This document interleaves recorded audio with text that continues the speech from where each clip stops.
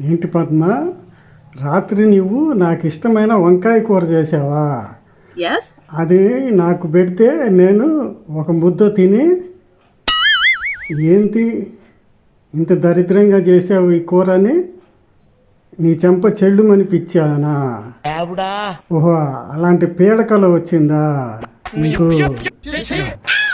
అది పీడకల కాకుండా నిజమైతే ఎంత బాగుండేది.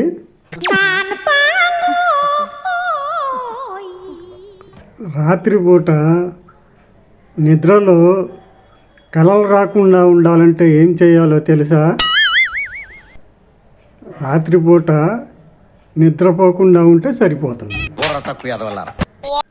ఇలాంటి మరిన్ని మంచి వీడియోల కోసం నా ఛానల్ని సబ్స్క్రైబ్ చేసుకోండి.